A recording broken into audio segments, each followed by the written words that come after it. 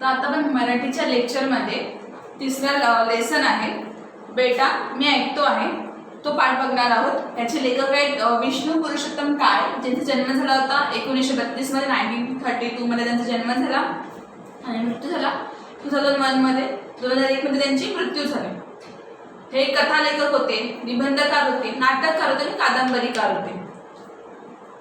लोंबकळणारी माणसं, पण माझ्या हातांनी, पेन सलामत तो, ब्रह्मदेवाचा काळ, गुलमोहर, कर्मचारी, कार्य भुललासी, एक सखे, वन फॉर द रोड, माया बाजार, स्वर, स्वांतिनी, वलय इत्यादी कथासंग्रह।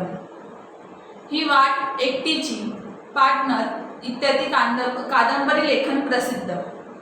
आकर्षक कथानके, ओघवती निवेदन शैली आणि चटपटीत संवाद यामुळे त्यांच्या कथा वाचनप्रिय आहेत।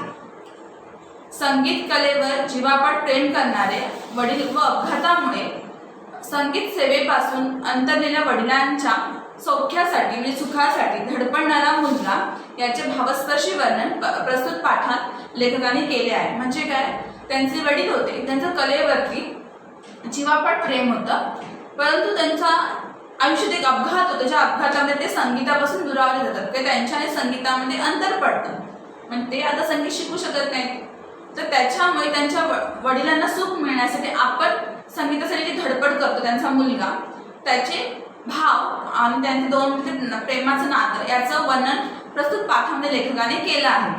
तर ह्यात एक मुलगा आहे शिरीष, त्याचे जे नाना असतात ते संगीतामध्ये त्यांचं जीवापाड प्रेम असतं। ते त्यांच्या काळातील एक प्रसिद्ध गवई असतात। गवई म्हणजे काय, परंतु त्यांच्या आयुष्यात एक अपघात होतो ज्यामध्ये ते कायमचे बहिरे होतात आणि त्यामुळे त्यांचं जे संगीताचं नातं असतं ते संबंध तुटतात।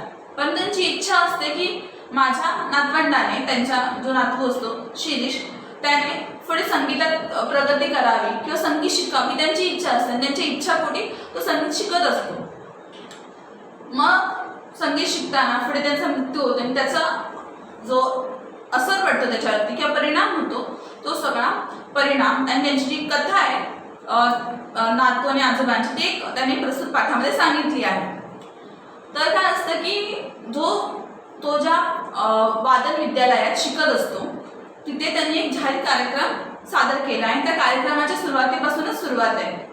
ते होते की तिसरी घंटा घनघनली। तिसरी घंटा म्हणजे वादन विद्यालयाचा कार्यक्रम सुरू करण्यापूर्वी किंवा नाटकाचे प्रयोग सुरू करण्यापूर्वी 3 घंटा दिल्या जातात आणि त्या घंटांचा अर्थ असतो तिसऱ्या घंटेचा की आता नाटकाला किंवा प्रयोगाला सुरू होणार आहे, तर सगळ्यांनी शांतपणे नाटक पाहावं आणि प्रेक्षकांना ती सूचना देण्यासाठी तिसरी घंटा दिली जाते।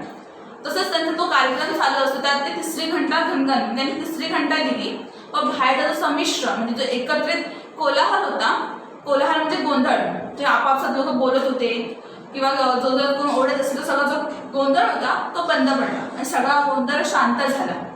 उगीच इकडे तिकडे वळणाऱ्या ज्या माना होत्या त्या स्टेजकडे स्थिर राहिल्यासारखं, म्हणजे एखादा कार्यक्रम सुरुवात झाली नसेल तर आपण सुद्धा आपल्या फ्रेंडसोबत गप्पा मारत असतो, तर जसा ती तिसरी घंटा वाजली तशी सगळ्यांच्या माना त्या स्टेजकडे वळल्या आणि त्या स्टेजच्या दिशेकडे ते स्थिर झाले। तिथे सगळेजण बघत होते, लोकांचे लक्ष आता आपल्याकडे आहे याची जेव्हा त्यांना खात्री पटली म्हणजे विश्वास झाला त्यांना की आता सगळे लोक आपल्याला बघत आहेत। मग त्यांनी गंभीर आवाजात सिरियसपणे एका आवाजात बोलायला सुरुवात केली की म्हणजे ते भाषण देतात कार्यक्रम सुरू होण्याच्या पूर्वी की स्त्री पुरुष हो, माझ्या वादन विद्यालयाचा हा पहिलाच जाहीर कार्यक्रम आहे। म्हणजे त्यांनी वादन विद्यालय सुरू केलं होतं, तर त्यांचा पहिला हा त्यांचा जाहीर कार्यक्रम होता लोकांच्या समोर। आपल्या छडनी ही कला सादर करताना मला अतिशय आनंद वाटत आहे। आपण शांतपणाने या सर्व कार्यक्रमाचा आस्वाद घ्यावा म्हणजे आनंद घ्यावा। जे त्यांचे विद्यार्थी येतील आणि प्रत्येकजण आपापली कला प्रदर्शित करेल, त्यावेळी तुम्ही शांतपणे ती कला ऐकून ह्या सर्व कार्यक्रमाचा आनंद घ्या, अशी आपल्याला नम्र विनंती करून मी कार्यक्रमाला सुरुवात करतो। आजच्या कार्यक्रमाची सुरुवात शिरीष भागवत याच्या फिडल वादनाने होईल। हा विद्यार्थी त्यांच्या वादन विद्यालयात येऊन फक्त 6 महिने झाले होते आणि त्याच्या सुद्धा तो फक्त 3 ते 4 महिनेच वादन विद्यालयात गेला होता, नंतर तो ॲब्सेंट होता। तो विद्यालयात त्याच्या म्हणजे नुकताच शिकायला आला आहे वादळ विद्यालयात आणि कलेच्या प्रांतातील हा नवा मुसाफिर आहे. म्हणजे कलेच्या क्षेत्रात हा नवीन एक प्रवासी आला आहे आणि त्याला येऊन फक्त थोडासाच वेळ झाला आहे. हे लक्षात घेऊन आपण त्याच्या हुशारीचे कौतुक करावे ही विनंती. एवढे बघून ते शिरीषकडे त्यांनी पाहिलं आणि ते बोलतात की मला या मुलाची थोडी अतिशय भीतीच वाटत होती. म्हणजे खरं बोलायला गेलं तर त्यांना तो कार्यक्रमाचा पहिलाच कार्यक्रम होता त्यांचा आणि त्यांना तो कार्यक्रम त्याला द्यायचा नव्हता. कारण नवीन विद्यार्थी काही म्हणजे समोर गेला स्टेजवरती आणि त्यांनी काही चुकीचं वाजवलं किंवा त्याला तेवढं चांगल्या प्रकारे ते स्वर साधता आले नाही तर लोक तर म्हणजे म्हणजे त्या विद्यालयाची इज्जत जी होती ती सगळी त्याच्या हातात होती. पहिल्यांदाच जात होता तो, म्हणजे पूर्ण विद्यालयाचं नाव खराब होईल त्याच्या एकामुळे. म्हणून ते बोलत होते की त्यांना खात्री होती की हा जर थोडीफार तरी चूक केली की माझ्या विद्यालयाचं नाव खराब होणार आणि म्हणून त्या एका कारणामुळे त्यांना तो कार्यक्रम त्याला देण्याचे टाळाटाळ करत होते. परंतु तो त्यांच्याकडे खूप जिद्द करतो म्हणून त्यांना तो कार्यक्रम द्यावा लागतो. तेवढं मी शिरीषकडे पाहिलं त्याच्या चेहऱ्यावरती धीटपणा आणि आत्मविश्वास पुरेपूर प्रतिबिंबित झाला होता. म्हणजे त्याच्या चेहऱ्यात दिसत होतं की आत्मविश्वास आहे, धीट म्हणजे स्थिरावाला सुद्धा आहे तो शांतपणे. पण त्याचे ते जे अवसन होतं म्हणजे ते धाडस किंवा जे धैर्य होतं, अवसनचा अर्थ आहे धाडस किंवा धैर्य, ते फार काळ काय टिकणार नाही हे ते ओळखून राहिले होते. म्हणजे त्यांना वाटत होतं की आता जेवढे हा धाडस दाखवते किंवा धैर्य दाखवते स्टेजवरती गेला त्या म्हणजे समोरचे जे प्रेक्षक बसलेले असतात किंवा जे श्रोतबंधू बसलेले असतात त्यांना पाहे त्याचे जे धाडस आहे ते सगळं निघून जाईल. ओळखून होते ते त्याला चांगले. पडदा वर जाऊन व्हायचा श्रोतबंधू नजरेला पडताच त्याचा हा धीर सुटेल. श्रोतबंधू म्हणजे जे प्रेक्षक तिथे ऐकायला बसले होते ते तर ते हा धीर सोडेलच याची त्यांना खात्री होती, विश्वास होता. शिरीषने खून करताच त्यांनी पडदेवाल्याला पडदा वर करायचा इशारा केला आणि म्हणजे पडदे होते ते फटाफट झरझर वर गेले आणि फुटलाईटचा जो प्रकाश होता तो त्याच्या झगझगीत प्रकाश डोळ्यांवरती पडला. तर त्यांनी थोड्या वेळासाठी ते डोळे मिटून घेतले, डोळे बंद केले आणि थोड्या वेळ तो शांत स्थिर उभा राहिला आणि जशी त्या प्रकाशाची डोळ्यांना सवय झाली थोडी तसं त्याने ते डोळे शिरीषने उघडले आणि जसे त्याने डोळे उघडले त्याला म्हणजे संभाव्यतः त्याचा श्रोतबंधू त्याला दिसले. म्हणजे लाईट पडले डोळे बंद केले आणि जेव्हा त्याने डोळे उघडले त्याला सगळे समोर प्रेक्षक दिसायला लागले आणि त्या क्षणी त्याच्या मनात जी झालेली अचंबल होती, अचंबल म्हणजे मन अस्थिर होऊ लागलं होते त्याचं किंवा तो जरा नर्वस होत होता ते सगळं त्याच्या चेहऱ्यावरती दिसून येऊ लागलं होतं की हा अस्थिर आहे आणि ह्याला जर भीती वाटते ते सगळं त्याच्या चेहऱ्यात स्पष्टपणे दिसत होतं. तर तो गडबडून गेला आहे हे त्यांनी ओळखले होते आणि त्याला आता सावरून धरणे म्हणजे त्याला सपोर्ट करणे आता हे त्या शिक्षकाच्या नात्याने त्यांचेच कार्य होते. म्हणून ते काय करतात त्यांचं कर्तव्य असतं त्याला जर सपोर्ट करण्यासाठी धीर देण्यासाठी ते एका तंबोरेवाल्याला आणि तबल्यावाल्याला खून करतात की तुम्ही वाजवायला सुरुवात करा. तो तंबोऱ्याचा जो धीर गंभीर आवाज असतो तो घुमू लागला आणि शिरीषने पुन्हा डोळे मिटले आणि कुणाचं ते ध्यान केले असं त्यांना वाटलं, म्हणजे कोणाचं तरी स्मरण केले आणि त्याने पुन्हा चेहरा पूर्वीसारखा त्याचा चेहरा जो होता तो पूर्वीसारखा प्रसन्न किंवा त्याच्या चेहऱ्यात पूर्वीसारखं धैर्य दिसू लागत होतं, धाडस दिसत होतं आणि त्याने शांतपणे वाजवायला सुरुवात केली आणि त्याने शांतपणे वाजवायला सुरुवात केली पाहून लोक सुद्धा शांत बसले. धीमेपणाने म्हणजे हळूवारपणे त्याने शिरीषने भूप रागातील गत वाजवायला सुरुवात केली. भूप म्हणजे हा शास्त्रीय संगीतातील रागांची नाव आहेत. भूप, पिलू, परत षडज हा 7 स्वरांतील 6 हा स्वर आहेत. हे सगळे संगीतातील नाव आहेत काही आणि त्याने भूप रागातील गत वाजवायला सुरुवात केली. तिचे ते सूर मात्रेचाही फरक नाही म्हणजे त्यांना ते बोलत जसं मी त्याला शिकवलं होतं किंवा तो ज्या प्रकारे तो राग वाजवायला हवा होता त्यात थोडासाही फरक नव्हता, म्हणजे एकदम डिट्टो तो वाजवत होता. तो शांतपणे वाजवू लागला आणि आजपर्यंत बसला नव्हता त्यांना एवढा धक्का ते बोलत की मला बसला. म्हणजे तो ज्या पद्धतीने ते स्वर पकडत होता कधी संगीतातलं ते एकूण एक त्याचा ताल बसत होता तर ते आजपर्यंत मला एवढा आयुष्य धक्का म्हणजे आश्चर्य बसला नव्हतं तेवढं त्याच्या त्या एका संगीतामुळे मला बसलं. कानावर विश्वासच बसेना आणि नजरेवरही बसत होता. ते म्हणतात की मला एका क्षणी वाटले की माझे पंचेंद्रिये मला दगा तर देत नाही, दगा म्हणजे धोका आणि पंचेंद्रिय म्हणजे कान, नाक, डोळे, त्वचा आणि जीभ मला पंचेंद्रिय म्हणतात, मला धोका तर देत नाहीये, अशी शंका त्यांना त्यांच्या मनाला साठून गेली. मनाला साठून गेली म्हणजे मनाला स्पर्श झाली एखादी शंका की इथं माझ्या नंतर काहीतरी प्रॉब्लेम आहे, तर मला काहीतरी चुकीचं ऐकू येते, तर माझे पंचेंद्रिय मला धोका देत आहेत. कारण हा एवढा अतिशय सुंदर वाजवत होता की त्यांना त्याच्यात विश्वासच होत नव्हता की हा एवढा चांगल्या प्रकारे वाजवू शकतो. तर की माझ्या जागी तुम्ही असता, ते आपल्याला म्हणतात की आपण जर त्याच्या जागी असलो असतो किंवा आणखी कोणी असला असता त्या जागी, तरी त्याच्या मनातही तशी शंका आली असते. कारण तो 3-4 महिने पहिले आल्यानंतर तो कंटिन्युअसली 2 महिने आलाच नव्हता, आणि 2 दिवसांच्या ब्रेकमध्ये सुद्धा की हा पोरगा इतक्या चांगल्या प्रकारे वाजवू शकतो फिडर, ह्याच्यात त्यांना विश्वासच होत नव्हता. तर की तुम्हीच सांगा, सुमारे 6 महिन्यापूर्वी शिरीष माझ्या विद्यालयात आला, त्यांच्या वादन विद्यालयात तो गेला होता. धीटपणे त्याने विचारले की आपणच का पी जनार्दन? मी सुहास्य मुद्रेने होय म्हणतात. त्याने सुहास्य म्हणजे त्याने स्माईल देऊन त्याला हो म्हणाले, आणि ते हो म्हणतात तो म्हणाला, माझे नाव शिरीष भागवत, घरी सर्व श्रीष म्हणतात, मला गाण्याची फार आवड आहे. तर ठीक आहे, तुला गाण्याची आवड आहे तर की माझ्यापेक्षा माझ्या वडिलांना मी शिकलो तो फार आवडेल. त्यांना वाटलं होतं की ह्याला गाण्याची आवड आहे म्हणून हा इथे आला वादन विद्यालयात, पण तो बोलते की माझ्यापेक्षा माझ्या वडिलांना आवडेल जर मी हे शिकलो तर. त्याच्या या चमत्कारिक उत्तरांचे त्यांना नेहमी नवल वाटायचे, त्यामुळे त्यांना आश्चर्य वाटायचे की हा अशी वेगळीच उत्तरं देतो. व थोडासा रागही त्यांना यायचा. थोडा वेळ थांबून तो पुढे म्हणाला, मी आपल्याकडे शिकायला येईल, पण माझी एक अट आहे. अट म्हणजे त्याची एक शर्त होती किंवा नियम होता त्याचा, की मी शिकायला आलो की रोज माझ्या बरोबर माझे वडील पण येतील व शिकवणी चालू असताना माझ्या सोबत येऊन बसतील, वर्गातच बसतील.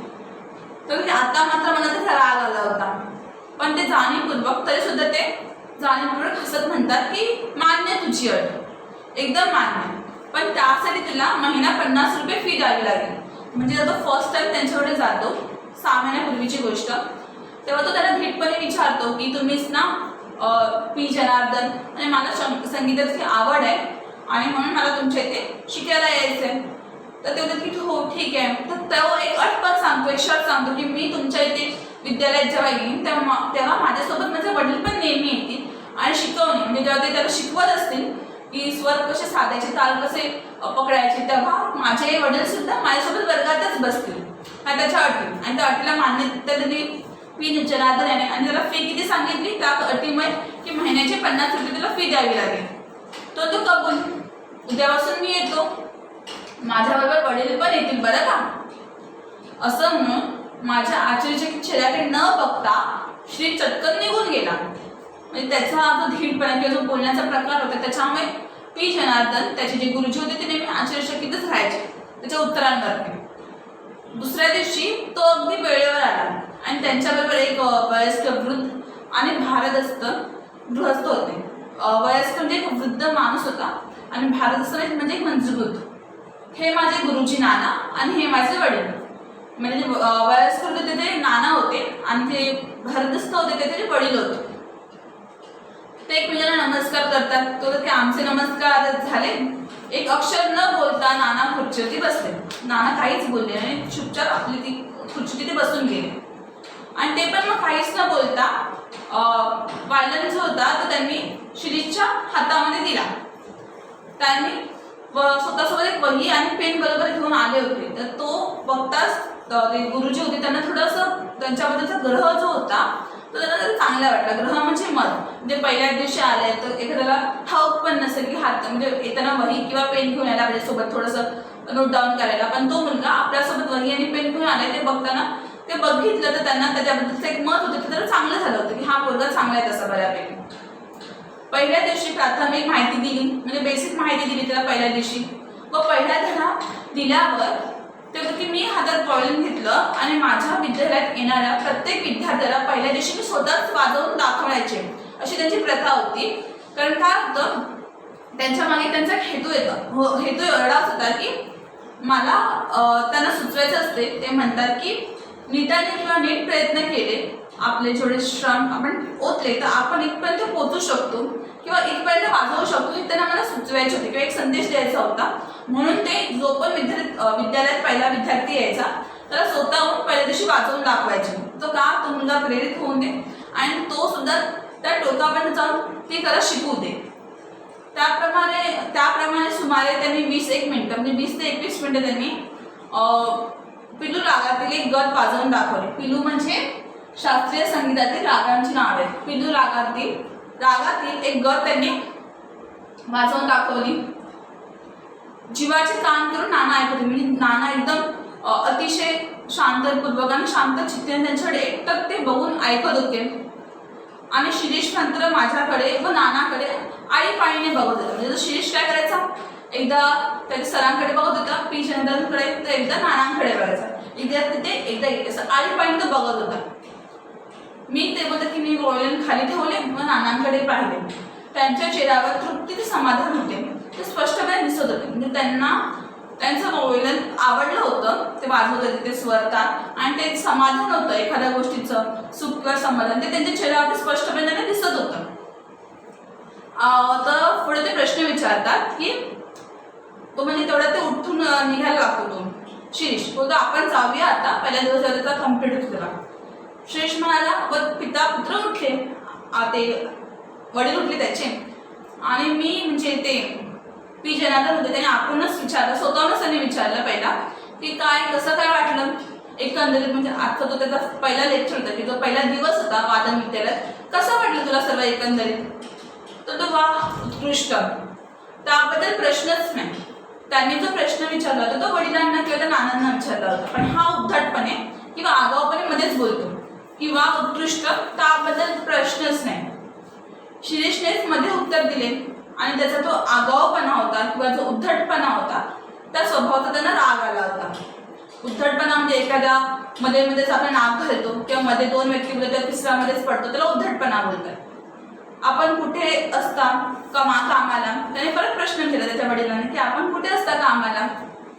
त्याने परत भोजकपणे शिरीषनेच पुन्हा उत्तर दिलेल्या प्रश्नाचं. भोजकपणे म्हणजे 2 व्यक्ती बोलतात तर तिसरा आपण नाकमध्ये घालतो. म्हणजे जर मोठ्या माणसाला प्रश्न विचारला तर छोटी उत्तर देत असतील तर नाकमध्ये घालणं बोलत, स्वतःची मध्ये उत्तरं देणं. तर तो भोजकपणे पुन्हाच उत्तर त्याने दिलं. तर त्यांना वाटलं होतं की मध्ये मध्ये बोलल्याबद्दल शिरीषला दम मारतो, म्हणजे तो मोठ्यांमध्ये मध्ये मध्ये बोलत होता, तर त्याचे वडील किंवा ते नाना त्याला ओरडतील, दम मारतील. पण त्या उलट ते त्याच्याकडे म्हणजे कौतुकाने पाहत होते, त्यांना आवडत होतं तो मध्ये मध्ये उत्तर देत होते. नियमितपणे रोज पिता पुत्रांची जी जोडी होती ती येऊ लागली. नियमितपणे शिरीष आणि शिरीषचे वडील रोज वादन विद्यालयात जायचे. शिरीषची प्रगती पाहून ते प्रसंगी मात्र आश्चर्यचकित होत होते. त्याची जी प्रगती होती किंवा जी शिकण्याची गती होती, एखादी कला आकलन करण्याची ती गती एकदम मस्त होती. त्याचा हात वाजवायला अतिशय हलका होता, म्हणजे एकदम नीट अँड क्लीन तो वाजवायचा स्वर आणि ताल. आणि त्यांच्या ज्या सर्व विद्यार्थ्यांमध्ये, त्यांच्या वादन विद्यालयाचे सर्व विद्यार्थी होते, त्या सर्व विद्यार्थ्यांमध्ये त्याची आकलन शक्ती फारच दांडगी होती. दांडगी म्हणजे मजबूत होती, प्रचंड. आणि आकलन शक्ती म्हणजे एखादी गोष्ट ग्रहण करण्याची शक्ती. म्हणजे आपल्याला कोण एखादी गोष्ट शिकवतोय ती काय केलं होते पटकन कॅचअप करत, म्हणजे ती गोष्ट जी होती कॅचअप करण्याची ती त्यांची फार मस्त होते, पटापट गोष्टी कॅचअप करत होतात वादन विद्यालयाच्या. नाना रोज त्यांच्या बरोबर एक व एक अक्षरी न बोलता शांत बसून राहिले. आणि मी पण त्यांच्याशी बोलत होते, म्हणजे नाना पण यायचे रोज त्यांच्यासोबत, म्हणजे शांतपणे खुर्चीत बसून राहायचे आणि काही न बोलता परत निघून जायचे. मग हे सुद्धा स्वतःहून बोलत नव्हते. हा म्हणता म्हणता ते 3 महिने निघून गेले. आणखी 3 महिन्यांनी होणाऱ्या एका जाहीर कार्यक्रमाची, त्यांच्या विद्यालयाचा कार्यक्रम होणार होता, त्याचा प्रथम कार्यक्रम त्यांनी शिरीषला देण्याचं ठरवलं होतं. कार्यक्रम की त्याला देऊया आपण, असा निश्चय त्यांनी केला होता. आणि त्यानुसार ते शिरीषला म्हणाले की शिरीष, अशीच प्रगती कायम राहू दे. आपल्या विद्यालयाचा जो कार्यक्रम येतोय त्या कार्यक्रमात तुझा कार्यक्रम मी ठेवणार आहे की तू सुद्धा तुझी कला सर्व प्रेक्षकांसमोर सादर करायची. हे ऐकलं तर शिरीषला आनंद होईल असं त्यांना वाटलं होतं. अशी कल्पना त्यांनी केली होती की मी सगळ्याचा शिरीषला सांगितलं तर खूप आनंद होईल की विद्यालयाचा पहिलाच जाहीर कार्यक्रम आहे आणि अशा कार्यक्रमामध्ये त्याला सुद्धा कला स्वतःची प्रदर्शित करण्याची किंवा प्रेक्षकांना सादर करण्याची संधी मिळते. पण जेव्हा त्याला कळालं की त्याला एक संधी मिळते कार्यक्रमात सहभागी होण्याची, तेव्हा त्याच्या चेहऱ्यावरती आनंदाचा काहीही भावना दिसत नव्हते. त्याला असं चेहऱ्याकडे बघून वाटतच नव्हतं की ह्याला आनंद झालाय की नाही. इतकेच नव्हे तर त्याचा चेहरा जो होता तो काहीसा उतरला होता, म्हणजे थोडासा सॅड होता, तो चेहरा उतरला त्याचा. तर ते विचारतात त्याला की काय तुला हे ऐकून आनंद नाही झाला का, तुझ्या चेहऱ्यावर पण असं वाटत सुद्धा नाही की तुला आनंद आहे. तो गंभीर आवाजात उत्तर देतो की हे ऐकलं की मला कार्यक्रमामध्ये भाग किंवा सहभागी होण्याची संधी मिळाली, हे ऐकलं की माझ्यापेक्षा जास्त आनंद माझ्या नानांना होईल. तर त्याचं नेहमीप्रमाणेच ते आश्चर्यचकित करणारे हे होतं उत्तर होतं. ते ऐकून ते पुन्हा स्वतःच नवलमध्ये पडले होते. त्यांना आश्चर्यच व्हायचे की हा अशी तिरकी तिरकी उत्तरं का देतो नेहमी. आता ह्याला आनंद झाला होता, हा आनंद स्वतः पण प्रकट करू शकत होता, पण तो उत्तर देतो की नाही, माझ्यापेक्षा जास्त आनंद माझ्या नानांना होईल, आणि तो तिथून निघून जातो.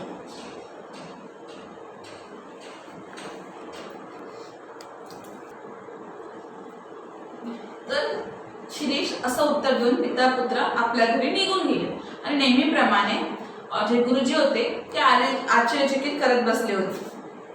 प्रत्येक वेळी म्हणजे नानांचे नाव का मध्ये घेतो आणि नाना अगदी रोज त्याच्याबरोबर येतात, याचे रहस्य काय असावे या प्रश्नाचे उत्तर त्याला सापडतं. म्हणजे प्रत्येक वेळी हा कुठची वादनाची गोष्ट आली किंवा कलेची गोष्ट आली की नानांना का मध्ये घ्यायचा, प्रत्येक गोष्ट फिरून फिरून नानांवरतीच यायची.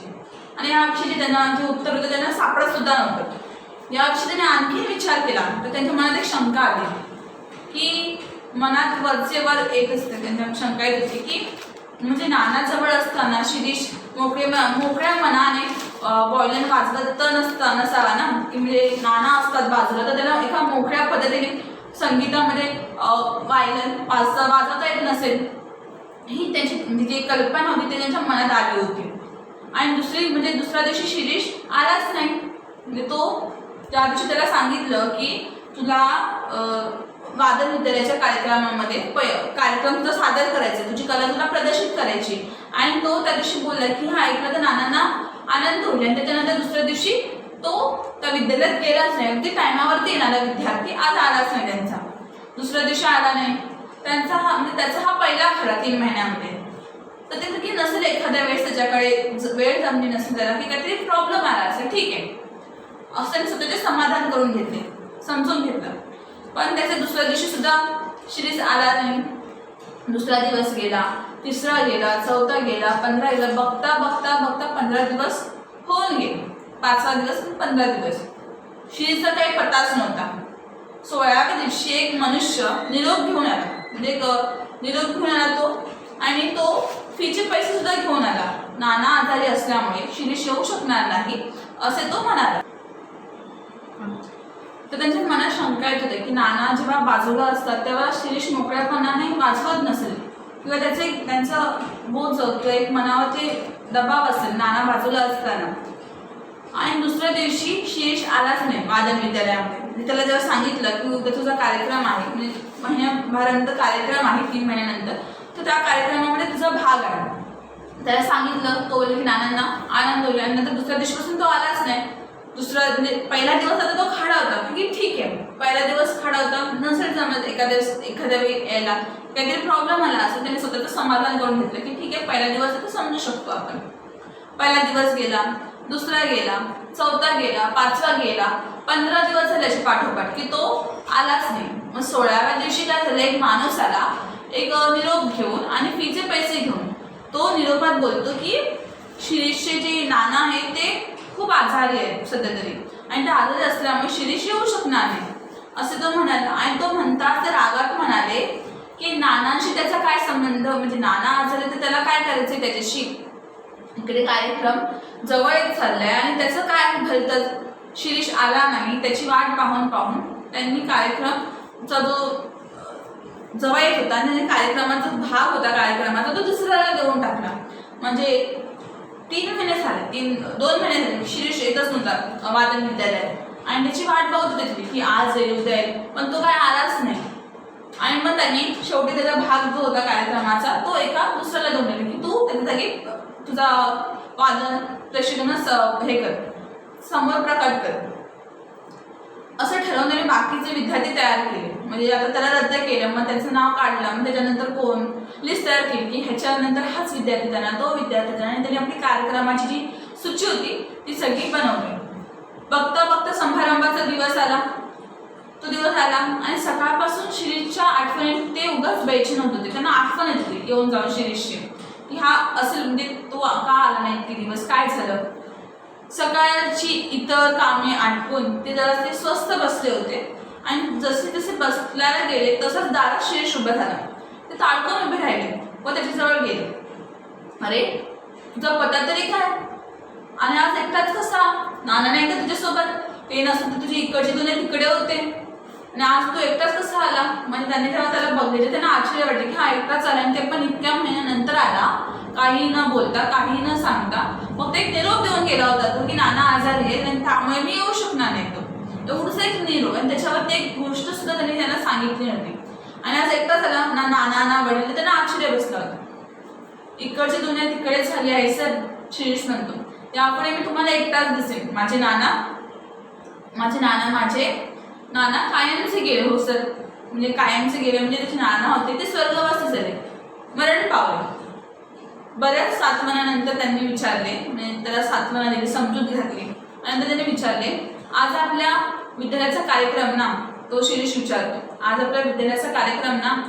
मी खिन्नपणे हो म्हटले, दुःखाने हो म्हटले. की मग मला आज कार्यक्रम द्या. तो की मला आज कार्यक्रम द्या. नाही म्हणू नका सर, एवढीच इच्छा पुरवा. तो असे म्हणल्यावर त्यांच्यातला एक शिक्षक होतो तो जागा झाला. ते म्हणतात की सौम्यपणे म्हणजे शांत आवाजात म्हणाले ते की शिरीष, मी तुझ्या भावना समजू शकतो, तुला मी ओळखतो सुद्धा, पण आज माझा नाईलाज आहे, आज माझ्याकडे काही पर्याय नाही. आणि आजच्या या पहिल्याच माझ्या कार्यक्रमाचा जो इज्जत आहे ती ह्या कार्यक्रमावरती अवलंबून आहे. म्हणजे वादन विद्यालयाची जी इज्जत आहे, इब्रत वर्ड यूज केला, इब्रत म्हणजे इज्जत, ते कार्यक्रमावरती अवलंबून आहे. मला माझ्या वादन विद्यालयाचं नाव खराब नाही करायचे, त्याच्यामुळे मी तुला हा कार्यक्रम देऊ शकत नाही. तर तो रेग्युलरली जात असला असता वादन विद्यालय दररोज शिकायला, तर त्यांनी त्याला तो कार्यक्रम दिला असता. म्हणजे तो 2 महिने किंवा 2.5 महिने येत नाही, ते कार्यक्रम तिथं काढून घेतात. त्यातून तुझी 2 महिने गैरहजेरी म्हणजे ॲक्शन होतं 2 महिने तो. आणि तू सांग की तुला कार्यक्रम कसा देऊ, म्हणजे 2 महिने तुझी काही प्रॅक्टिस नाही, तू काही शिकलाच नाही, तर तुला मी कसा देणार ना बरं वाजवायला. तो अगदी म्हणजे तो हेल्पलेस होऊन बोलू लागला. शिरीष म्हणाला की सर, माझी एवढीच एक इच्छा किंवा एक विनंती मान्य करा, मला आज वाजवू द्या, नंतर जन्मात मी कधी हात लावणार नाही वॉयलिनला. तो विनंती सांगतो की मला आज फक्त वाजवायला, नंतर मी कधीच हात लावणार नाही. ते म्हणतात की तू पुढे जन्मभर वाजव, पण आज बाबा वाजवू नकोस, तुझी मनस्थिती आज बरोबर नाही. ते म्हणतात की तुझी मनस्थिती बरोबर नाही आहे, तू आज वाजवू नको, पुढे जन्मभर वाजव हवं. तर की मला परवानगी दिलात ना तुम्ही या कार्यक्रमाची, तर माझी मनस्थिती आपोआपच सुधारेल, मी बरा होईल, तुम्ही फक्त परवानगी द्या. शेवटी तो आधीच दुःखीत होता, त्याचं पण पुन्हा दुःख कसला करायचे ना, असा विचार करतात ते. आणि ते त्याला कार्यक्रमाची परवानगी देतात की हा तू कार्यक्रमात भाग घे. मात्र त्याचा कार्यक्रम पहिला ठेवण्याची जी एक कल्पना होती ती त्यांनी स्वतःहून होती. त्यांनी काय पहिला मागितलं नाही, स्टार्टिंगला मीच परफॉर्मन्स करणार असं त्याचं काही मत नव्हतं. पण त्याला पहिला पाठाचा जो विचार होता तो त्यांचा स्वतःचा होता. त्यांनी परवानगी दिली आणि शिरीष वाजवू लागला. शिरीष कार्यक्रम करण्यात मुरलेल्या एखाद्या वादकाप्रमाणे वाजत होता. म्हणजे एखादा एकदम सालोसाल म्हणजे खूप वर्ष झाले शिकतो आणि एखादा मुरलेला असतो की त्याला माहिती आहे सगळे सुलतार कसे पकडायचे, अशा एका मुरलेल्या वादकाप्रमाणे तो वाजत होता. एक्सपर्ट म्हणता येईल. इतकी शिकला तरी कुठे याचा विचार त्यांना येऊ लागला. कारण 2 महिने ॲक्शन होताना एवढं चांगलं शिकवलं तरी कोणी, याचा विचार ते करत होते. आणि त्याहीपेक्षा त्यांना मुख्य प्रश्न पडला की हा नवीन शिकायला लागला, म्हणजे नवीनच शिकायला लागला होता, आणि इतके उत्कृष्ट वाजवतो तरी कसा. तर जुने मोडलेले विद्यार्थी जे होते त्यांच्या विद्यालयात ते सुद्धा इतकी छान वाजवत नव्हते, तेवढा तो छान वाजवत होता असे बाहेरचे लोक म्हणत असतात. तेव्हा याच्यानंतर वाजवायला कोणाला बसवायचे, म्हणजे नवीनच विद्यार्थी जो 6 महिने सुद्धा झाले ते जॉईन करून, तो एवढा चांगल्या प्रकारे वाजवतोय, तर ह्याच्यानंतरचे जुने विद्यार्थी जे असतील त्यांना येऊन खूप काळ झाला असेल, ते किती चांगल्या प्रकारे वाजवत असतील अशी अपेक्षा वाढणारच प्रत्येकाची. तर प्रेक्षकांची अपेक्षा सुद्धा वाढणार की हा विद्यार्थी एवढा चांगला वाजवतो, बाकीचे विद्यार्थी किती चांगले वाजवत असतील. मग त्यांना प्रश्न पडला की मी शिरीष पाठवू तरी कोणाला, तर ह्याच्यापेक्षा सुद्धा चांगला वाजवेल किंवा सांभाळून घेईल. ते म्हणतात की टाळ्यांच्या कडकड आवाजाने ते भानावरती आले. त्यांना समजलं की शिरीषने वाजवणं बंद केलं आणि सगळ्यांनी टाळ्याचा कडकडाट केला त्याच्यासाठी. वडिलांनी मस्त वाजवलं होतं. शिरीष आत आला, मग त्यांनी सरळ त्यांच्या गुरुजीच्या डोक्यावरती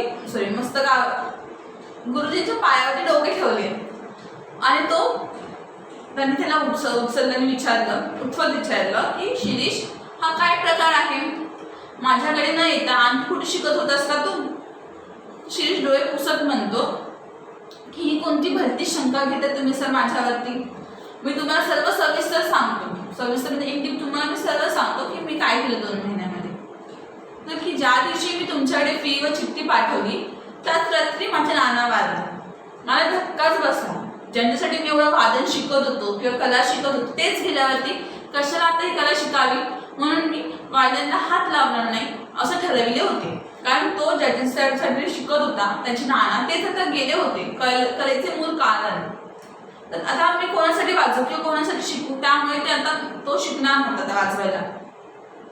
तुम्हाला कदाचित माहीत असेल किंवा नसेल, बोलते की तुम्हाला ठाऊक आहे की नाही मला माहिती नाही, पण माझे नाना एकेकाळी म्हणजे एका काळातील ते उत्कृष्ट किंवा एक्सपर्ट असे गायक होते. गवई म्हणजे गायक होते ते.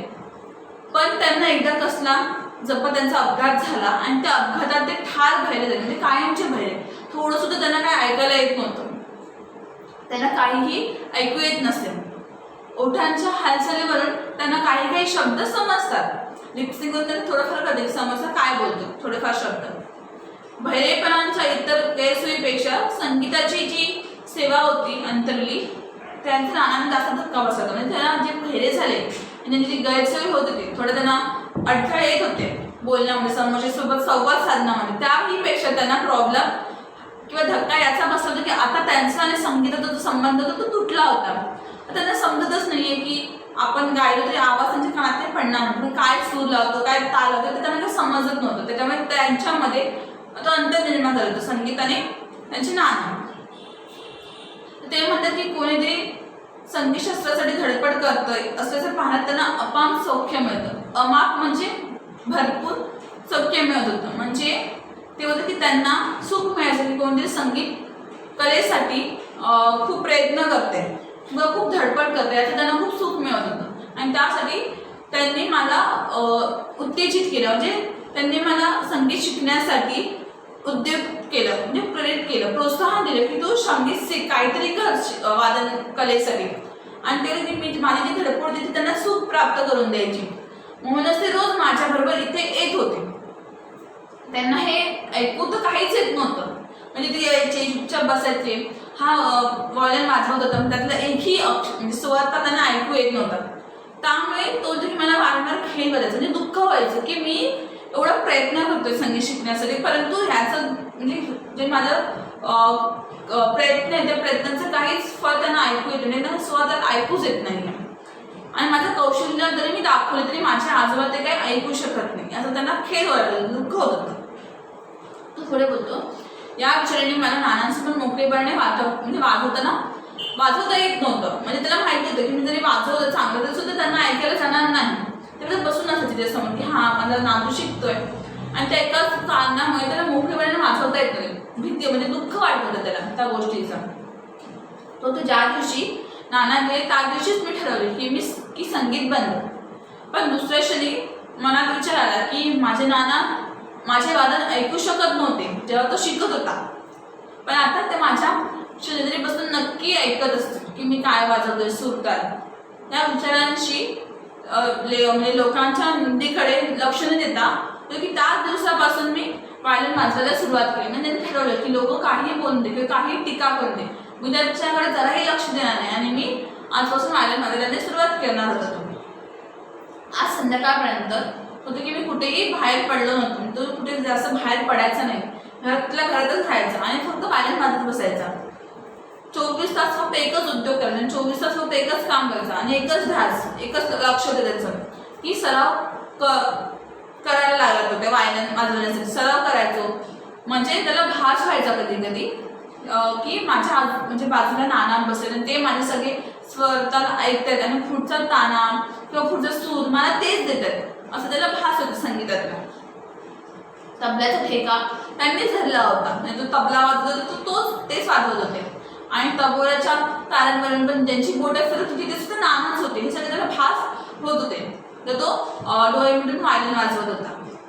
की आज कार्यक्रमांची जेव्हा सुरुवात झाली स्टार्टिंगला, जेव्हा त्याला कार्यक्रम दिला आणि सगळ्या प्रेक्षकांना बघून तो थोडा घाबरला होता, नर्वस झाला होता, धैर्य तर नाहीसं झालं होतं.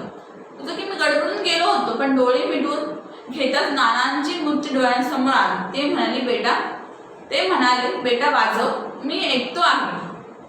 तो मला जोर चढला, म्हणजे मला त्याच्याने उत्साह मिळाला किंवा प्रेरणा मिळाली की म्हणजे नाना माझ्या बाजू म्हणजे समोर बसले आणि माझं ते गाणं ऐकते, ते स्वर ऐकता येते.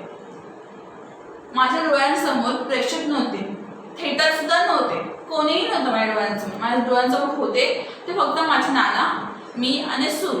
म्हणजे त्याच्यासाठी जे तो वाजवत होता त्या समोर प्रेक्षक नव्हते, त्याला समोर त्याचे नाना दिसत होते, तो होता आणि फक्त सूर त्याला दिसत होते असं म्हणायला तो. आणि शिरीष गप्पच झाला आणि तेही काहीच न बोलू शकले. म्हणजे त्याने ह्या प्रकारे सांगितलं की तो का शिकायला आला, वादनामध्ये आवड का त्याला होती, तर का त्याचे नाना एक गवई होते का त्यांचे गायक होते, पण अपघातात ते स्वतःचे कान त्यांना कायमचे बहिरे झाले होते ते. आणि त्यांची इच्छा होती की कोण म्हणजे त्यांना आनंद व्हायचा, कोणतरी वादन कलेमध्ये धडपड करतोय, प्रयत्न करतो ते शिकण्याची. म्हणून त्याने शिरीषला प्रेरित केले होते की तू सुद्धा वादन कलेमध्ये काहीतरी काम कर. आणि त्यामुळे त्याने वादन कलेमध्ये प्रवेश घेतला होता त्यांच्यासाठी. आणि जेव्हा तेच नाहीचे झाले, ज्यांच्यासाठी आपल्यामुळे धडपड करतोय, ते प्रयत्न करतोय, तेच गेलं, त्याच्या मनामध्ये परिणाम काय झाला, पण नंतर त्यांनी काय कल्पना केली आणि पुन्हा नव्याने त्यांनी सुरुवात केली, तर सगळं ह्या पाठात सांगितलं आहे.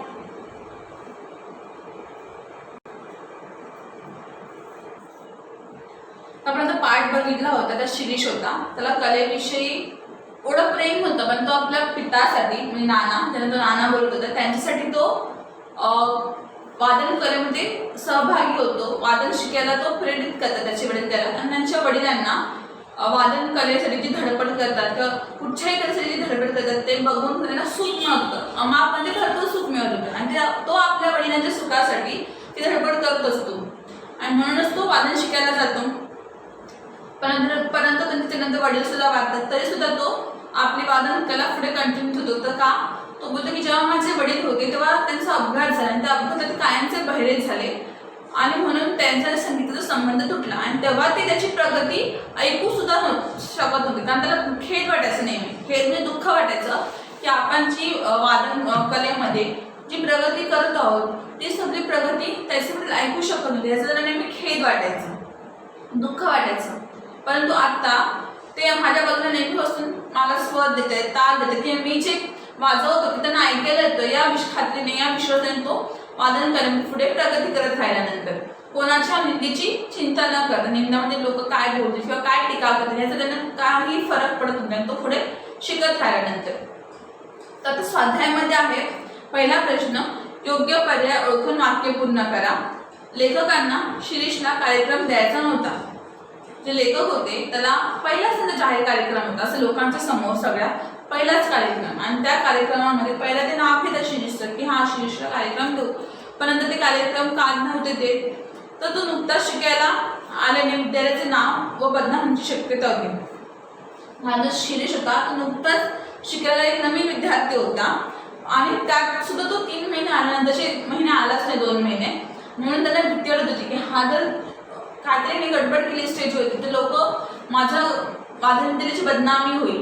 त्यांना असं वाटलं की काय कशी मुलं आहेत त्या वादन विद्यालयात, म्हणून तर नुकताच शिकायला आल्याने विद्यालयाचे नाव बदनाम होण्याची शक्यता होती. त्याने आपल्याला सूचना दिली की योग्य पर्याय ओळखून वाक्य पूर्ण करा. तुम्ही जेव्हा हे लिहाल तर तुम्हाला पहिला तो प्रश्न पण लिहायचा की लेखकांनी शिरीषला कार्यक्रम द्यायचा नव्हता कारण नुकत्याच शिकायला आल्याने विद्यालयाचे नाव बदनाम होण्याची शक्यता होती, असं पूर्ण सेंटेन्स लिहायचं.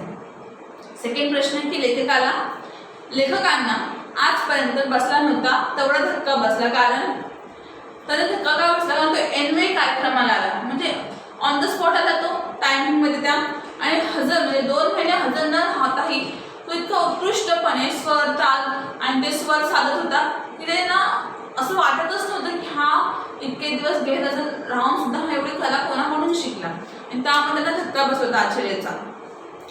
एनवे कार्यक्रमाला हजर राहून शिरीष एवढे सुंदर वाजवत होता त्या एका कारणामुळे त्यांना तो धक्का बसला होता. पुढे प्रश्न आहे की आकृती बंद पूर्ण करा. आकृती कंप्लीट करायची डायग्राम. शिरीषची स्वभाव विशिष्ट. शिरीष कसा होता स्वभावाने, तर धीटपणा होता, त्याच्यामध्ये धैर्य खूप होतं, धाडस सुद्धा होतं. सेकंड आहे की दांडगी आकलन शक्ती. दांडगी म्हणजे प्रचंड आकलन शक्ती होती. आकलन शक्ती म्हणजे एखादी गोष्ट लगेच कॅच करायचा चांगल्या प्रकारे किंवा एखादी गोष्ट लगेच ग्रहण करून त्याच्याकडे शक्ती होती, आकलन शक्ती. आत्मविश्वास होता स्वतःवरती. आणि ध्येयवेडी वृत्ती म्हणजे आपलं जे ध्येय आहे की जे गोल आहे ते अचीव करण्याची एक वेगळीच वृत्ती होती त्याच्यामध्ये. तर त्याचे छान स्वभाव विशिष्टे. धीटपणा होता, दांडगी आकलन शक्ती होती, आत्मविश्वास होता आणि ध्येयवेडी वृत्ती.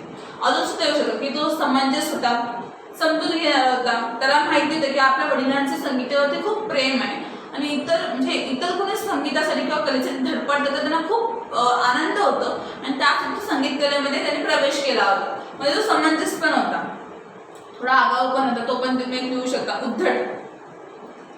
मग नेक्स्ट प्रश्न आहे की जोड्या जुळवा. आपल्याला जोड्या जुळवायला सांगितले. जुळवायला पुढील 2 चौकटातील शब्दांचा सहसंबंध ओळखून जोड्या लावा आणि पाठातले असे शब्द शोधा. त्यांनी काय सांगितले की जोड्या लावायच्या होता.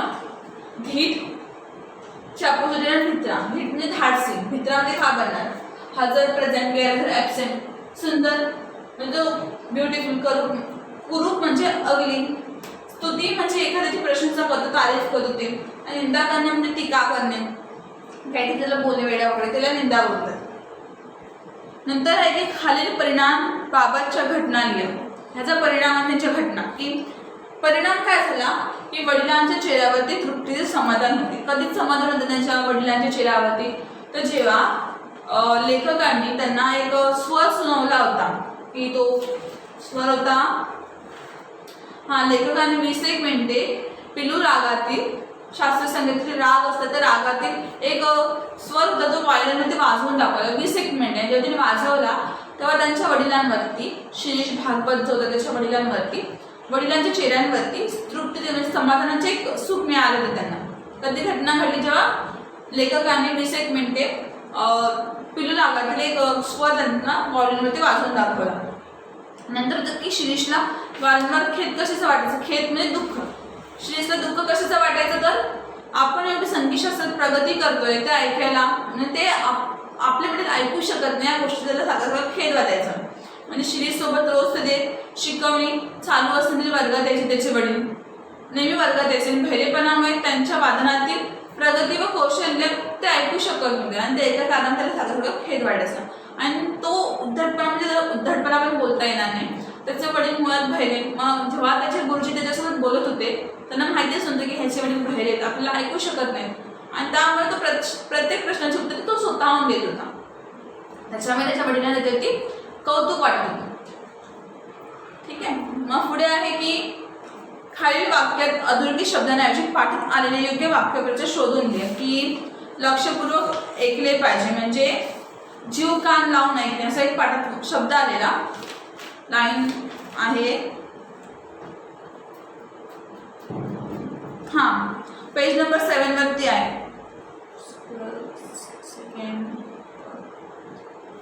थर्ड पॅरामध्ये आहे की जेव्हा ते वाचवत होते लेखक कुठे त्याने 20 मिनिटे पिलू रागातील एक गत वाजवून दाखवली. जीवाचे कान करून नाना ऐकत होते म्हणजे एकदम लक्ष देऊन त्यांची नाना ते ऐकत होती. तर ते आपल्याला ते होऊ शकतं. वर्गातील विद्यार्थ्यांनी शिक्षकांचे शिकवणे जीवाचे कान लावून ऐकले पाहिजे. पुढे की आपल्या शाळेचे नाव वाईट होऊ नये म्हणून प्रत्येक विद्यार्थ्याने काळजी घ्यायला पाहिजे. वाईट होणे म्हणजे बदनाम होऊ नये. आणि बदनामला एक वर्ड आलेला की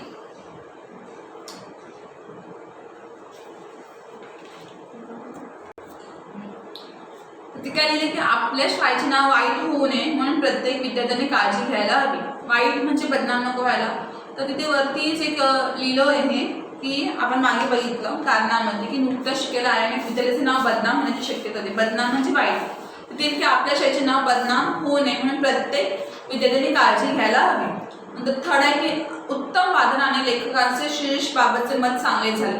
मत चांगले झाले म्हणजे पेज नंबर 7 वरती मिळेल की जेव्हा तो पहिल्या दिवशी जातो आणि एकही अक्षर न बोलता त्याचे नाना वडील खुर्चीवरती बसतात आणि ते वॉयलन त्याच्या हातात देतात आणि तो वही पेन बरोबर सोबत घेऊन येतो आणि पहिल्या दिवशी त्याची जी प्रगती वगैरे पाहून त्यांचे जे मत असतं कुठे गेलं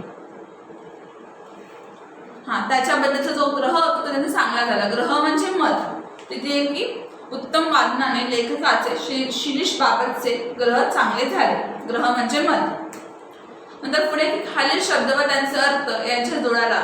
कोलाहल म्हणजे गोंधळ, अक्तिक म्हटलं गरजू, तेरवाईक म्हणजे विचित्र, थोडा विचित्रच उत्तर द्यायचा. जसं ते बोलत की मला नेहमी त्याचे तेरवाईक म्हणजे विचित्र आणि नवल करून देणारी जी उत्तर असते त्यांना लेखकांना आश्चर्य वाटायचे. कधी कधी तो म्हणजे त्याला जेव्हा विचारलं होतं की तुला कार्यक्रमाचा भाग मिळाला आहे किंवा तुला कार्यक्रम मिळाला त्याचा तुला आनंद झालाय की नाही, तेव्हा तो बोलला की नाही, माझ्याशी जास्त आनंद म्हणजे नानांना होईल.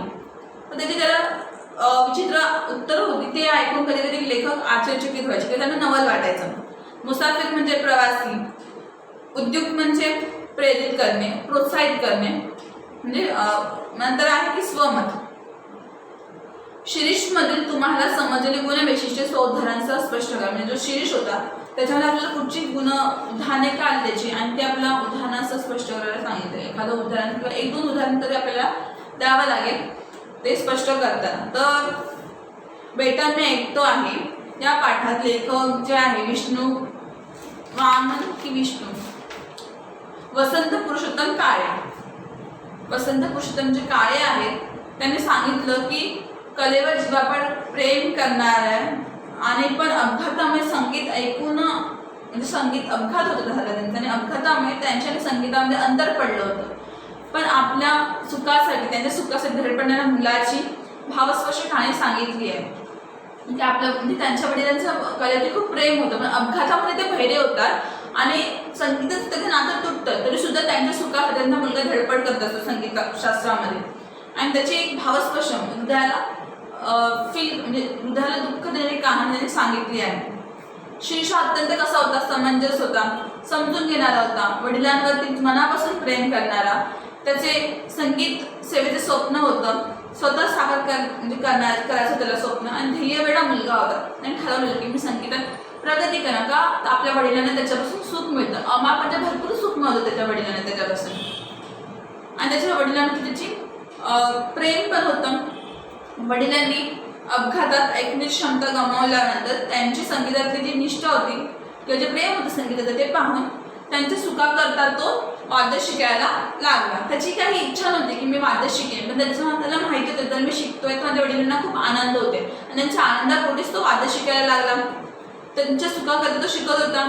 आपल्या वडिलांच्या शिकवणी वर्गात तो वडिलांसोबत जाऊ लागला कारण त्यांनी सांगितलं होतं की मी तुमच्या विद्यालयात तेव्हाच येईन. म्हणजे अट होती जर माझे वडील माझ्यासोबत येतील तरच मी तुमच्या विद्यालयात येईन शिकवण्यासाठी. नेऊ लागला. आपल्या या छोट्या छोट्या कृतींद्वारे शिरीष वडिलांच्या आनंदपूर्तीसाठी प्रयत्न करत होता.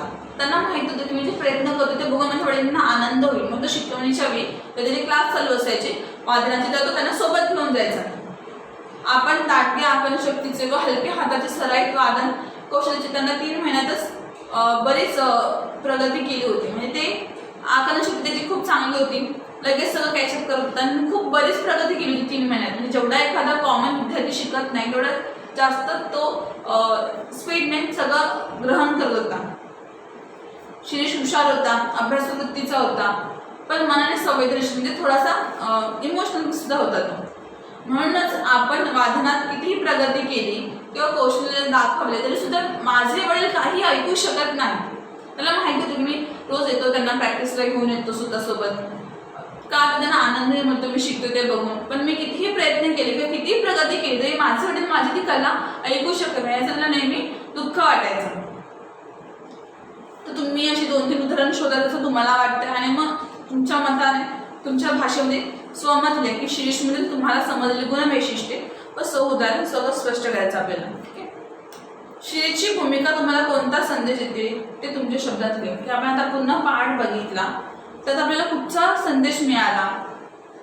तर त्यांनी स्टार्टिंगला कहाणी सांगितली की त्याच्या वडिलांचे खूप प्रेम होते संगीतावरती, निष्ठा होते आणि पण अपघातात जेव्हा ते बहिरे झाले तेव्हा त्यांना दुःख जास्त या गोष्टीचं वाटलं की त्यांना या गोष्टीचं दुःख नाही वाटलं की मी बहिरा झालो कायमचा, की मी बहिरा झाल्यामुळे थोडी गैरसोय होईल माझी संवाद साधताना. त्यांना दुःख या गोष्टीचं वाटलं की मी आता कायमस्वरूपी माझं आणि संगीताचं नातं तुटलं. परंतु आपला मुलगा कलेसाठी धडपड करतो तेव्हा त्यांना सुख सुद्धा मिळत होतं, कारण त्यांच्या मुलांना माहीत होतं शिरीषला की माझ्या वडिलांचं कलेवरती खूप प्रेम आहे आणि जे कलेसाठी धडपड करतात त्यांना पाहून त्यांना सुख मिळतं. म्हणून ते स्वतःहून वादनाला सुरुवात केली होती त्यांनी आणि आपल्या वडिलांसाठी त्यांनी वादनाला म्हणजे वादन शिकायला सुरुवात केली. आणि वडिलांच्या निधनानंतर लोकनिंदेपूर्वी म्हणजे आत्ताच वडिलांचं निधन झाले, लोक काय बोलते याची पर्वा न करता त्याने वडिलांच्या प्रेमापोटी ध्यासपूर्वक संगीत साधना केली. म्हणजे खूप त्याने संगीतात अभ्यास केला, सराव केला.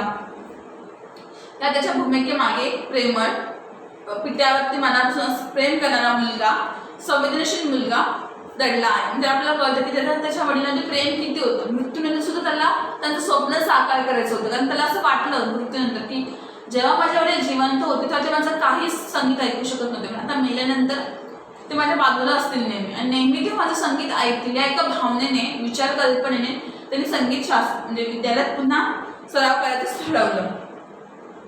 तर त्याने आपल्याला काय सांगितलं की कितीही असे कठीण प्रसंग आले तरी आपण कुठच्याही कठीण प्रसंगाची मात केली पाहिजे. मेहनतीने, जिद्दीने व चिकाटीच्या बळावरती आपण काहीही करू शकतो हे त्याच्यावरून आपल्याला समजतं. नंतर आहे की अभिव्यक्ती. पाठात तुम्हाला सर्वात आवडलेली गोष्ट सांगून ती सहकार्याने स्पष्ट करा. म्हणजे पाठात तुम्हाला सगळ्यात गोष्ट कुठची आवडली ते तुम्हाला सांगायचं आहे. आणि नंतर प्रस्तुत कथेचे संवाद रूपाने लेखन करा. संवाद रूप म्हणजे आपल्याला हे जी स्टोरी रायटिंग आहे ते आपल्याला दोघांमधलं कन्व्हर्सेशन मध्ये सांगायचं की लेखक बोलले, मग गुरुजी बोलले, गुरुजी म्हणजे शिरीष बोलला, मग लेखक बोलले, शिरीष बोलला, मग लेखक बोलले. दोघांमध्ये असं डायलॉग रायटिंग करायची आहे. तर ते तुम्हाला होमवर्क आहे की प्रस्तुत कथेचे संवाद रूपाने लेखन करा.